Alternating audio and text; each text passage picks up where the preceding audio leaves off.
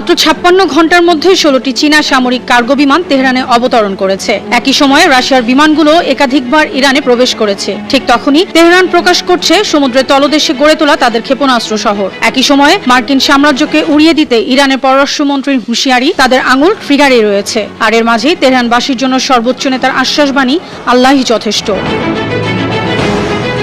Israeli সংবাদ মাধ্যম মার্ভি সহ বিভিন্ন গোয়েন্দা প্রতিবেদন দাবি করেছে, মাত্র 56 ঘন্টার মধ্যে চীনের 16টি Y-20 নামের বড় সামরিক বিমান তেহরানে অবতরণ করেছে। এই বিমান একবারে 60 টনেরও বেশি সরঞ্জাম বহন করতে পারে। একই সময়ে রাশিয়ার সামরিক বিমানও একাধিকবার ইরানে যাতায়াত করে। চীন ইরানে HQ-9B দীর্ঘপাল্লার আকাশ প্রতিরক্ষা ব্যবস্থা পাঠিয়েছে, যা মার্কিন S-300 এর সমতুল্য।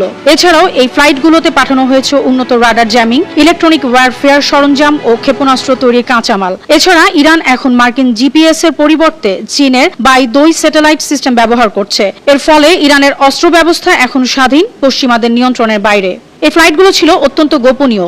ইরানের আকাশসীমায় ঢোকার আগেই বন্ধ করে দেওয়া হয় ট্রান্সপন্ডার। তবে আনুষ্ঠানিকভাবে কেউ কিছু স্বীকার না করলেও আন্তর্জাতিক গোয়েন্দা বিশ্লেষণ বলছে, এটি শুধু সাহায্যই নয়, বরং একটি স্পষ্ট বার্তা, ইরানকে যে কোনো আগ্রাসনের মুখে শক্তভাবে রক্ষা করা হবে। যুক্তরাষ্ট্রের সাথে তুঙ্গে থাকা উত্তেজনার মধ্যেই সমুদ্রের তলদেশে বিশাল এক ক্ষেপণাস্ত্র টানেলের নেটওয়ার্ক উন্মোচন করে চমক সৃষ্টি করেছে ইরান। দেশটির রাষ্ট্রীয় টেলিভিশনে প্রচারিত ফুটেজে দেখা গেছে, IRGC নৌবাহিনীর কমান্ডার আলী রেজা তাংসিরি দাঁড়িয়ে আছেন সেই টানেলের ভেতরে, যেখানে সারি সারি কাদের 380L নামের ক্রুজ মিসাইল প্রস্তুত। ইরানের দাবি, এসব ক্ষেপণাস্ত্র 1000 কিলোমিটার দূরের লক্ষ্যবস্তুতে আঘাত হানতে সক্ষম, আর তাদের মূল লক্ষ্য পারস্য উপসাগর ও ওমান সাগরে অবস্থানরত মার্কিন নৌবহর।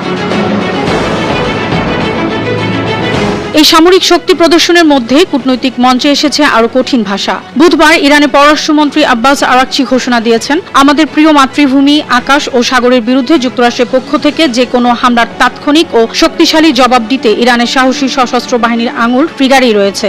আর এই বক্তব্য আসে ঠিক সেই সময় যখন যুক্তরাষ্ট্রের প্রেসিডেন্ট ডোনাল্ড ট্রাম্প আবারও সামরিক হামলার হুমকি দিয়ে বলেছেন, বিশাল এক যুদ্ধজাহাজের বহর ইরানের দিকে এগিয়ে যাচ্ছে। প্রচণ্ড শক্তি আর নির্দিষ্ট লক্ষ্য নিয়ে এটি বেশ দ্রুত গতিতে এগোচ্ছে। এই উত্তেজনার মাঝেই ইরানের সর্বোচ্চ নেতা আয়াতুল্লাহ আলী খামেনি দেশের জনগণকে মানসিকভাবে স্থির ও সাহসী থাকার বার্তা দিয়ে বলেছেন, ভয় পাবেন না, আল্লাহই যথেষ্ট। আন্তর্জাতিক ডেস্ক, বানো টিভি।